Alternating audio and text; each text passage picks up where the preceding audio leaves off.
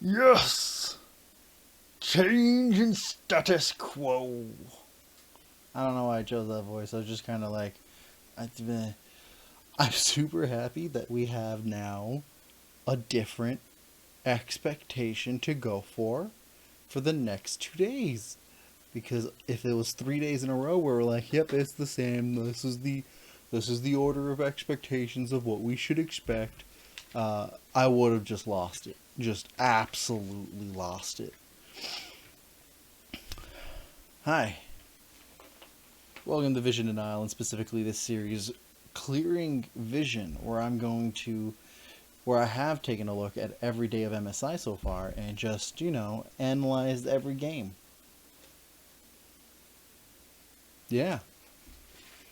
And I've been doing that based off of, and I've been using the knowledge that I had from the playoff series of all 12 regions to make my educated analysis and basis for this series of videos. And we're in day 3 of the Rumble stage. And where I titled the last video, you gotta take an inch because that's what you'll need. We've got now... what we'll see is PSG taking a mile. Just... ugh. I don't even know how long a mile is. I'm Canadian. Like, why use... Anywho, that's aside the point. Let's jump into it with the first game of the day, which are our last two, which are like our last place teams, and a game that for me helps justify why when Pentanet qualified I didn't just put them immediately into the 6th place slot under my power ranking of the 11 teams, and why I put them in the 9th place slot is because so many other teams were much more competitive against the top 5 here. And now that all 5 have played against Pentanet, and Cloud9, which has been the most shaky team amongst the top 5, still shows a very clean, calm, very well set up game against Pentanet, and Pentanet still couldn't do much. So,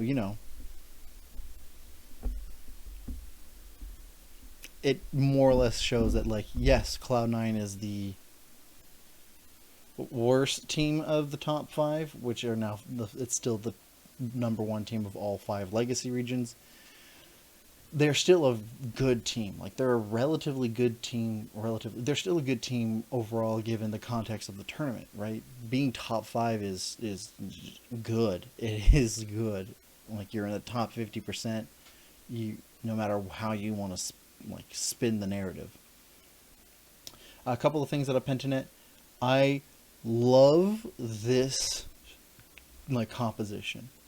I think that it's unfortunate that it's a team that can't fully pull it off, but you guys have done some seriously good theory crafting here. It takes into account the 1-4 composition and plays it in the way that's a lot simpler for some teams to work with. York is just a fun champion overall. You guys decided to go very simple for your core, something that you can be comfortable on, but at the same time should be able to absorb. Nice job.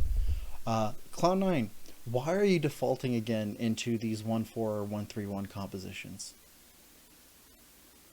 Why? Sure, you win this game, but to me this is more of a fundamental, underlying issue that I have in general, right? Pick simple. Just for the love of God. I understand that in this game, cool, you guys did incredibly well. You had solid vision and good early neutral setups, as well as the mid game setups. You had strong vision the entire time. It's unfortunate it was really, really shallow. And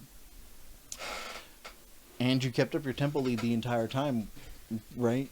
You ballooned your lead well. You had a very efficient Baron, and you cleanly closed this game, right? But this is you playing against the 7th or 8th place team of your region, right? This is a thing that was expected of you to be able to do against a team of Pentanet's caliber. And good on you, Pentanet. You're still playing fairly well. You're keeping up as much as you can. But let's be realistic here. This is the expected result out of this, and yet I'm still here going, Cloud9, you're defaulting into a composition that you do not have the tools to play against the top 5 teams, or the top 4 teams. And you defaulting to this kind of composition against a team that's weaker than you just tells me that you've not even planned anything other than these split push compositions. Or at least this is your default instead of anything else. What are you waiting on? Do something simpler, because you're not playing to the win conditions as well as you think you are. But, like, good job. If you did not play this game as cleanly as you did, I would have had some serious questions about, like, the strength of the region in and of itself, but, like, the strength of the team. But because they did play this game out fairly cleanly, and they did actually execute it on it, like, on all the check marks, easy peasy, right? Like, solid setup for neutral objectives, making sure that you have the pressure and the lane priority on proper size as well as the vision. You made sure that you were able to balloon the leads well, making sure that any particular step that you have on the white is not just getting gold for yourself, but choking out the gold for your opponent. Like, this game, you cleared out all the steps. Oh, my cat.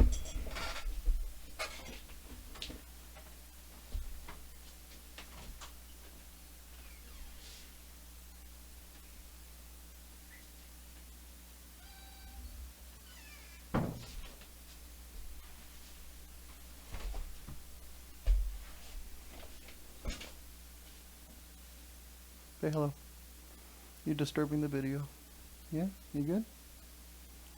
You good? Cool.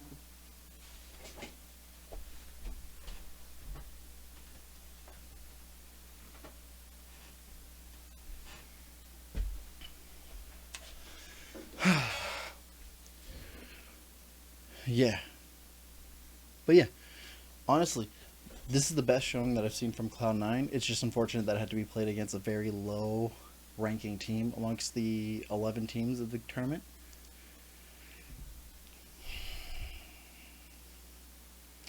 And with that, Cloud9 end their round 1, or their first round of the round robin, 1-4, and Pentanet ended at 0-5.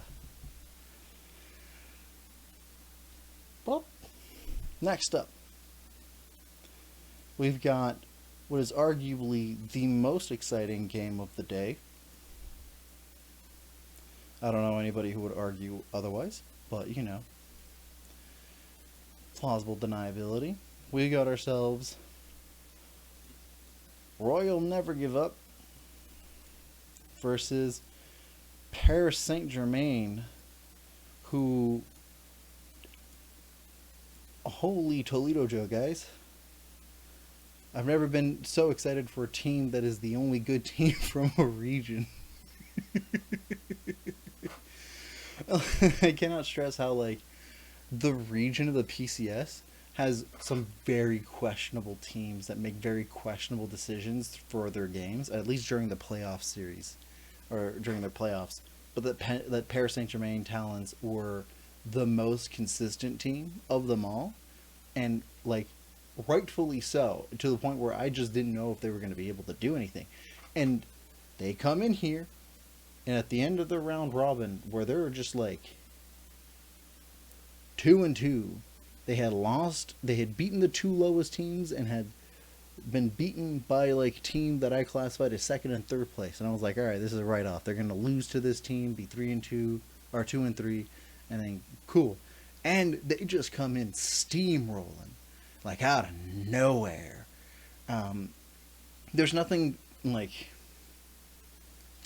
notable about the way the composition is set up. This is just straight up, like, vanilla League of Legends on both sides. And the thing that I think really, like, I don't think it is overstated how much that PSG, this day in general, but this game also, used jungle tracking and the jungle pressures that they had to gain leads in all of the lanes, right? Choking out the jungle, like making sure Wei wasn't doing much, did a whole lot to gain advantages for every lane here. Um, I love the proactivity that was put in, but it's a given. If you're going to beat if you're going to beat RNG, you have to be proactive with this. Um, on the one hand, though, RNG did absorb whatever pressure that PSG were bringing in from this game. It was super interesting because a lot of the times, even the casters were mentioning it. Part of me was just like, okay, cool. It's not unfamiliar for RNG to be slightly behind in the early game. They've had a mix of both kinds of games. They are known as a more reactive, slow calculating team, and then they just became much more proactive and aggressive over time. But this is still within their element. But PSG, like the Talons, never let up the tempo or the pressure, and they were bizarrely like ballooning the leads fairly slowly, a little too slow for my liking. It often gives too much of an opportunity for teams to come back, but they still kept up the pressure, and RNG were forced to be very defensive and very reactive during the entire time. And I've mentioned it in my Road to MSI series that like I favor the team, no matter how many mistakes they make, the team that is more proactive than the team that is reactive. There's been like too many games that have been won by the proactive team versus the reactive team for me to think otherwise. And this follows true here, right? They up the tempo at some point to a point where like it balloons the lead. I think that's like, let me just see if I got this here. Da, da, da, da, da. Yeah, I think it's like the natural thing at the 8 at the 15 to 18 minute mark. The tempo just increases like consistently, and they hold like such a strong vision line and denying the vision the entire time. And they played a really solid neutral game where it became very difficult for RNG to even approach any contest. And this is a team that comes from a region where they contest almost everything, and it was difficult for them to do. And by the time that they had the chance to even contest for one Drake, it was like the end of the game. And it cost them a whole lot. They had a super efficient Baron, and they closed really quickly. Those are two things that at the end of the time, if I wrote that, it means they had a solid game from start to finish. And this was just a solid game from start to finish. This is not one of those situations where like RNG was goofing around and they could have lost it at any given point and they just turned it off. No. This was like from minute one, both teams came in seriously, and PSG just outplayed. And like really, outside of like Cloud9 and Pentanet being 5th and 6th place, really puts into question like, who do I put second? Like, who do I put second place? If second, third, and fourth place are much closer than expected, huh?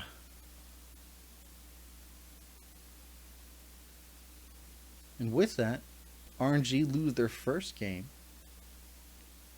and PSG Talons goes 3-2 at the end of their first round robin, making it much harder for the North American team to qualify, which was apparently the narrative.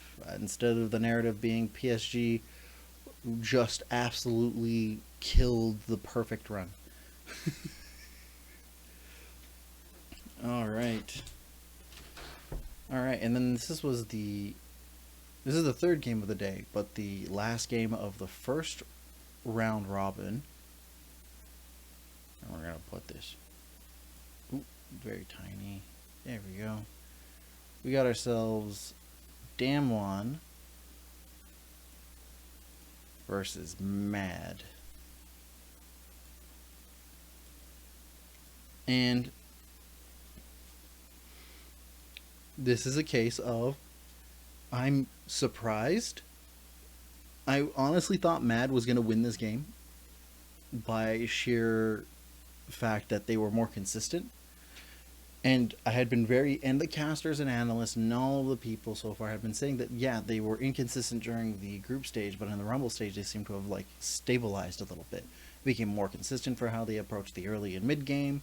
They still had some inconsistencies in terms of some team fights and how they closed out games, but this was still a team that was more consistent in the early and mid game, which is the parts of the game that are, I think, personally speaking, are way more important. Like, significantly more important than any other stage of the game, except for Damwon, who really likes the late game. And Damwon, I mentioned in the previous video, were playing the early game much better, and the trend continues. They're playing the early game better. And granted, it's not perfect, right? It is choppy in some aspects of it, but they still play the early game, like, in a way that makes sense.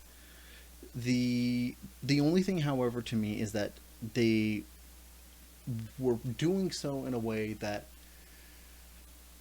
one, is reminiscent to the way that they did it in playoffs in Korea, where they just gained leads via just laning phase, right? They had better laners, they just waited for the tempo to be in a place where they could just take it over in the mid game and go.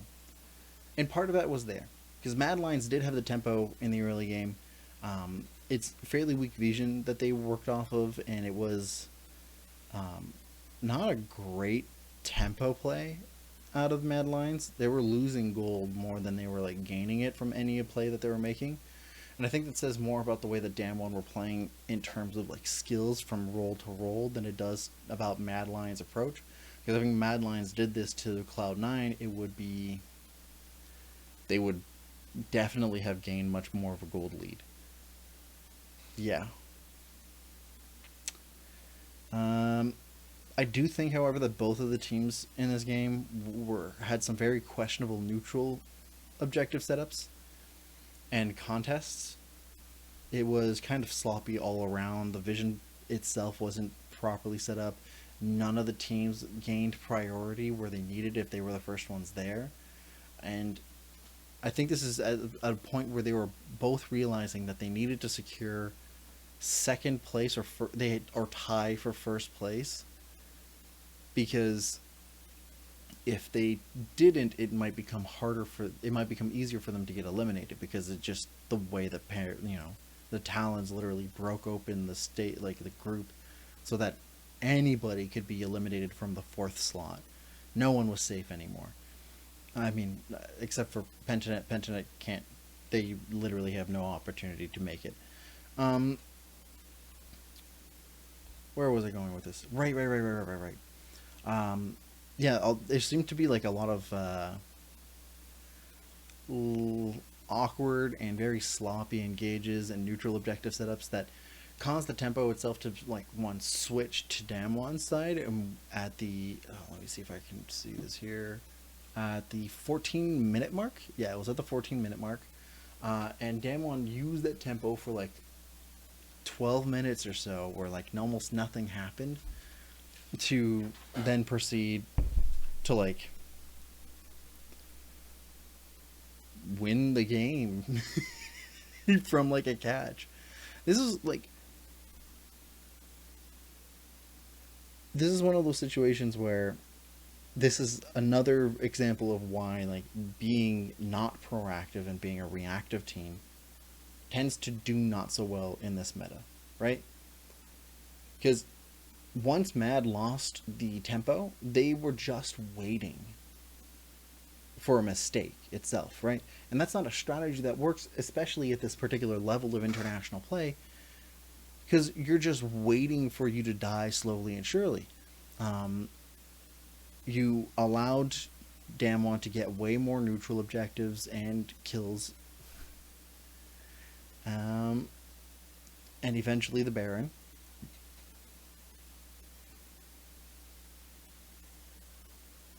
And even though Damwon weren't, playing the tempo once they had gained it very well and weren't ballooning the best, they were still able to cleanly close because they knew how to do that once they had the necessary resources that they need from it.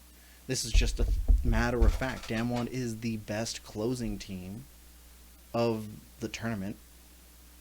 And so when you give them the opportunity to be able to close or to get to their win conditions, you're going to lose. Like, it's just a matter of fact. It doesn't matter if they like regain the tempo from you at like the 15-minute mark.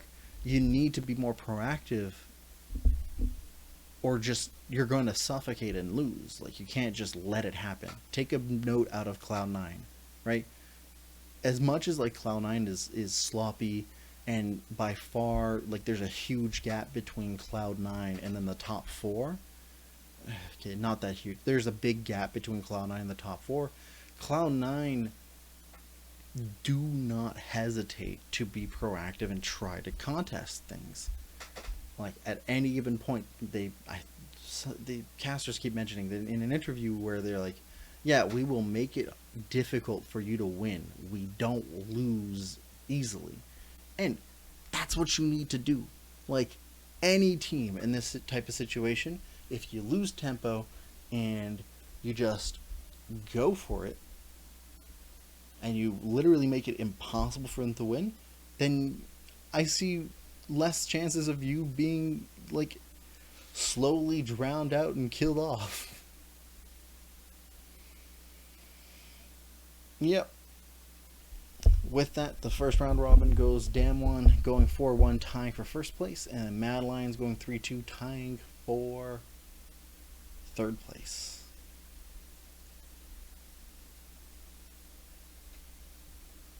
Nice. Next, on the docket, we got ourselves what I think was RNG really, how would I put it, blowing steam. Yeah, blowing steam. And this is like not a pre 19-minute game. It was 18 minutes and 40 something seconds. I wrote 45 seconds. There's really not much to talk about when it comes to this game, other than like, as much as PGG had a level 1 that on paper, cool, great, that's awesome, didn't lead too much, and then RNG just like really steamrolled. Like, most of my notes are timestamps of when deaths happen than actual constructive things here, or actual like critiques, because I can't really critique something that was like RNG decided, no, screw losing, we're just gonna win and win very hard. And like, if this was the group stage, caster would have been like, this is a statement. But like, after losing to PSG in the way they did lose, and then they come here and then beat Pentanet, this looked more like Pentanet was the receiving end of frustration. This was gross. Like, very gross. And another indicator of why I think Pentanet are not the worst team of the tournament, but we're 9th place overall in terms of like ranking for them. Like, great, this is the highest that I think Oceania is ever going to get in an international tournament placement. But overall, I don't think that they were better than Royal, weren't better than Pain, or Detonation Focus Me, or Infinity. I just don't think so. I think that if the books were turned, that like, sure, those teams would have also lost pretty hard against RNG, but not, or no, Detonation I think would have probably been able to keep up. But I don't think it would have been the same kind of you know, utter 6 games in a row being demolished, in like games that end in between 18 and 25 minutes on a consistent market.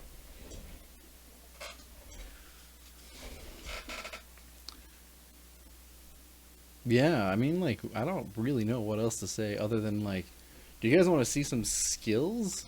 Because RNG show a whole lot of very, very impressive skills here. With that, RNG go 5-1, and Pentanet go 0-6, and I think that technically, I think disqualifies them. No, the next loss they'll have will disqualify them, but to me, they're disqualified. I would put the X on their on their thing, but like, it's not day 5 yet.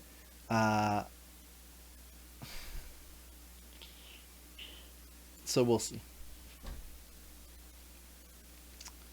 Next, we've got ourselves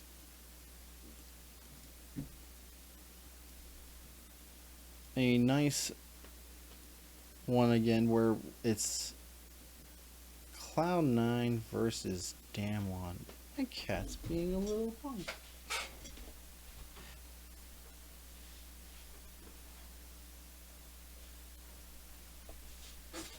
There we go. Yeah, Cloud9 versus Damwon. And I think this is also a game for me where, sure, Cloud9 is not eliminated, but doesn't look good for them. It really doesn't. So, what do I need out of this? Honestly, this was a much better composition from Cloud9.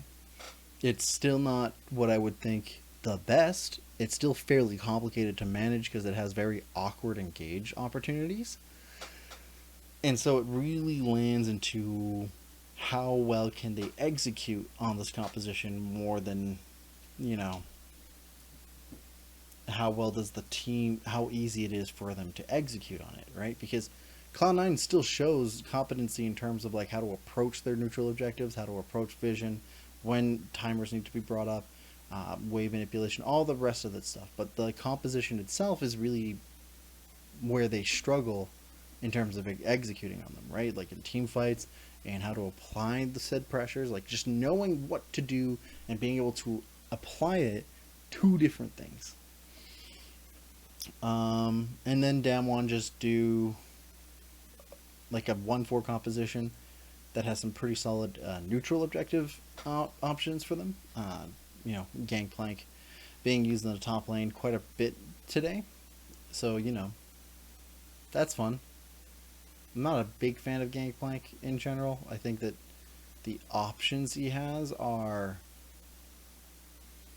when they're only damage options, in the same way that I'm not a huge fan of Nidalee, when there's only damage options and there's no other like crowd control or mobility or any type of utility options that are consistent, it feels very awkward. But, you know, there's still a way to apply it, and honestly, Damwon applied it very well. They played to the win conditions of this composition in a way that like makes it very hard for there to be any answers from Cloud9. Let's see here. I'm happy that despite the fact that Cloud9 did not have the tempo lead early game, that they were still being proactive with it. This is something that I expect still, though. They're still a fairly solid early game team. I think not the most consistent early game team, but I think the one that has shown the highest highs in the early game, as opposed to like any of the other teams.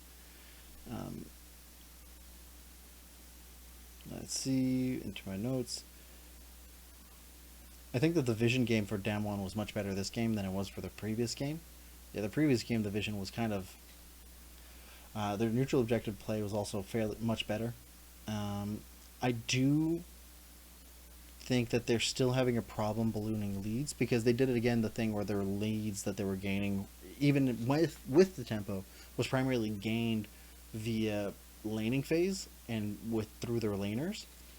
And it just leaves me with questions about how are they going to approach best of fives against any of the other 3 teams that they're likely going to face against. And I'm spitballing and predicting in the future. I've seen wilder things happen, right?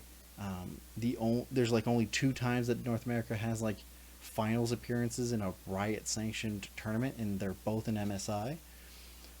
So like things can happen, right? They're not out of the running completely, but like if I was to gander an educated guess and prediction as to who was going to be the top four that go into the best of 5 rounds, it's going to be RNG, Mad, and Talons.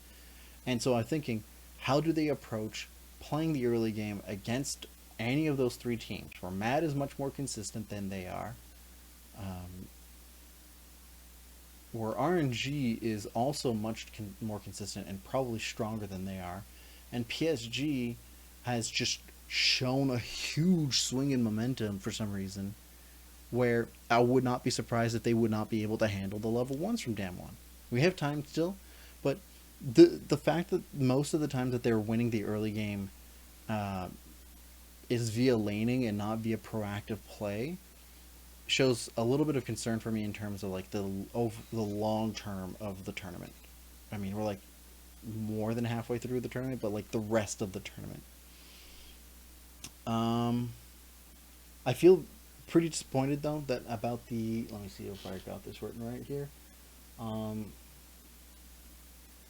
yeah, about the 18-minute mark or so. Yeah, around like the 17 to 18-minute mark, Cloud9 started like slowing down in terms of their proactiveness and trying to like find answers to any leads that Damwon were getting, and were looking for mistakes. And sure, the casters were talking about how if they try to find anything, and this is one of those things that kind of not irks me, but kind of misses the point of contextualizing what the best choice is, because sure, in years prior for some of the metas, being passive and waiting for the mistakes to happen is probably the best move, but it isn't the move that makes you win, right? That's a situation where a lot of times people will describe playing not to lose as opposed to playing to win. And them being so passive in this game after they had been like really proactive and trying to keep up with Damwon is really disheartening, because this is the last game they get to play against Damwon, and I think with it that they've only won one game against them. They've lost all the other games. So out of 4 games, it's 3-1 as a score. And like, mind you, that one game they beat Damwon in as like a little messy here and there was really good, and they had the opportunities. They still had the opportunities to do this here, because Cloud9 do punish a lot of mistakes that Damwon go for from this point on. There's like a lot of really weird like decisions Damwon makes that are a little bit too over eager, and I think it's them. And I'm making conjecture here. I think it's them realizing that their tempo is sometimes too slow, and that they're over relying on team fights and to close up the game. So they're doing a lot of different plays that sometimes are questionable at best.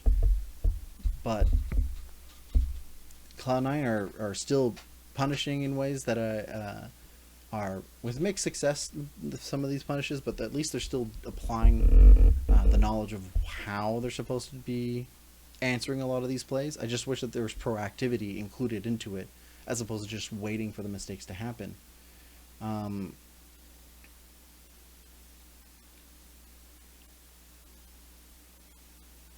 The thing that I also want to mention here, at the right, this is something that's also weird for me, and it has to be mentioned here. Cloud9 do well to punish Damwon at the Baron. It's at the 31-minute mark. Yeah, the 31-minute mark. Cloud9 punish Damwon properly for the Baron. They kill them. They get rid of almost all of their Barons. It is a huge swing for momentum, and then Cloud9 pivot like as soon as they can towards Eldrig. And we start to see the biggest, I think the biggest weakness for me in terms of Cloud9 is their team fighting.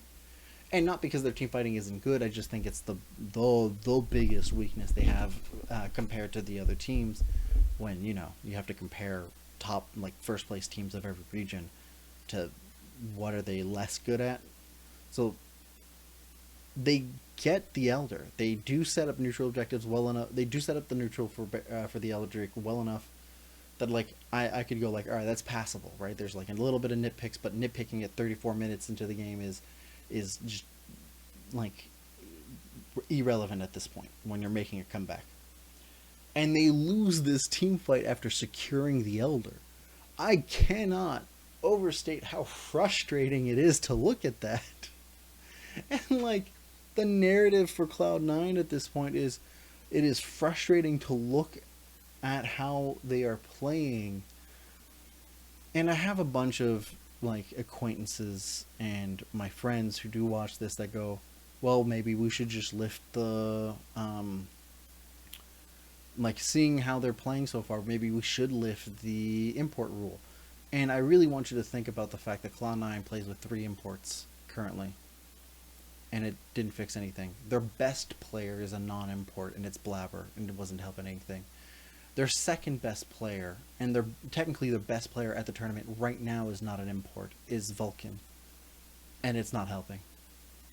Lifting the import rule will do nothing to fix what the hell is happening with the performance of Cloud9 or with the performance of any North American team.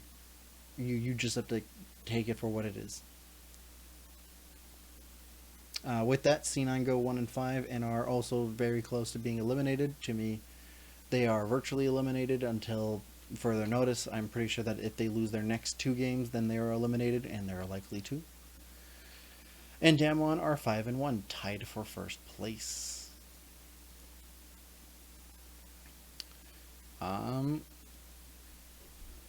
Next, we have, I believe, is the last game of the day, which was also a fairly fast game. And honestly, PSG, I'm going to be honest, I did not think you were going to do this well.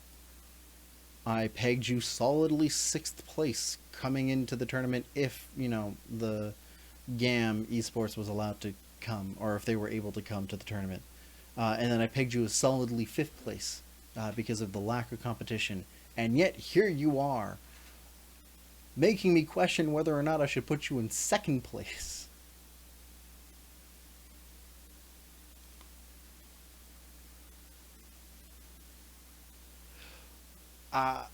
And like I can't it's just so weird to me to think about like how overnight, literally overnight, there was this huge performance switch that just turns on. And they just do this well. There is a fantastic level 1. They play to their win conditions on a consistent basis. They keep up the pressure to like really choke out Elyoya to have like virtually no impact in the game. Like almost 0 impact. Elyoya had no time to breathe on anything. This was a masterclass on how to balloon and choke out leads. On a consistent basis. Like this was just non-stop. And to the credit of Mad, they did try to be proactive. They just tried to be proactive way too late. At 12 minutes in the game, when they were 6k behind.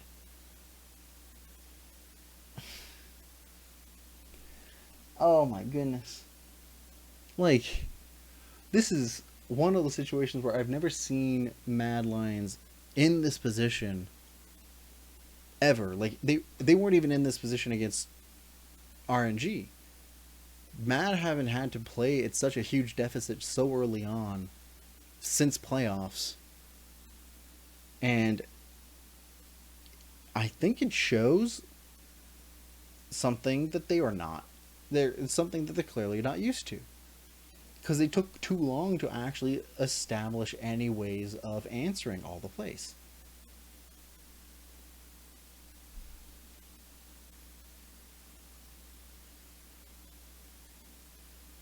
Now, and PSG also in this game ticked off all the box. Like solid neutral objective setups, great vision, good ballooning of leads. They kept up the tempo very well. There's every so often they overstep and they get a little hyphy, but like I can expect this from a team that like all of a sudden they beat teams that were slotted as first and second place for most people in the day. Uh, and then they have a pretty solid Baron and close it out very quickly. Like, this is incredible. And to me, this just shows like a huge amount of confusion for me because now I don't know where to place Mad, Damwon, and PSG in the ranking. Like, it's a hodgepodge at this point, right? And to me, I think it's just now a fight for second place. It's no longer a fight for fourth place. I do not think in any world right now, like, Cloud9 have to do a flip of the switch that is even more extreme than what we've seen from PSG. But given now the results that we have with only 2 days left, I do not think. I think we have the four that are going, right? We have Royal, we have Damwon, we have Mad, and we have Talons. Those are the four teams that are probably going to go forward. You're going to have a hard time convincing me otherwise, especially from the performance that we've seen from Talons today and the fact that they had a much more consistent performance throughout the tournament and actually a nice solid progression and improvement up until this point. And Cloud9 have had weak late games that have cost them a lot of games and inconsistent early games in the tournament for a team that is like specializes in early game. And it's Pentanet. So I don't know where to place these four teams. And I'm tempted to just switch Mad and Damwon, call it a day, because at the end of the day, despite the fact that PSG did beat this team very convincingly in this game, this is the fourth time that they face each other. It is the last time they'll face each other unless they get seeded against each other in the best of five, and it's technically a 3-1. And in a best of five format, no matter how I would look at it, this is still Mad Lion playing better. But this does show that it is possible to beat Mad Lions in a way that isn't just like beating them in the mid to late game on a more consistent basis. You can choke them out very well, and that's great. And Paris Saint-Germain, this is fantastic. Keep up this tempo. Like, honestly, I would love to see like a Southeast Asian team make the finals of an international tournament for the first time in so long. Like, I kind of miss that. That used to be a much more frequent occurrence, and it's just doesn't happen as often anymore. I would love to see it.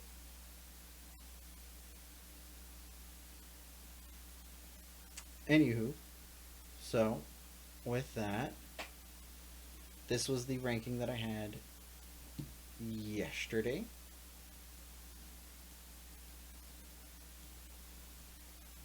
And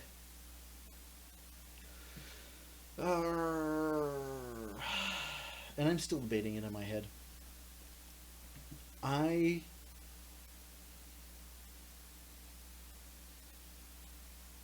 Yeah, this is what I'm going to do. Right? Despite the fact that Damwon is placed tied for first, and that they seem to have shored up some of their mistakes early game, it is not frequent enough for me to be convinced that they're going to get rid of him completely. And again, this is like, these ranking lists are to be changed over time. Like, this is supposed to be a fluid ranking list. But the fact of the matter is that Paris Saint-Germain have done everything to consistently improve game after game after game over time. And Mad Lions is much more consistent, and Damwon have been inconsistent throughout, and even losing to losing games to teams that they should probably have not lost, or they've almost lost games against teams they should probably not have lost to.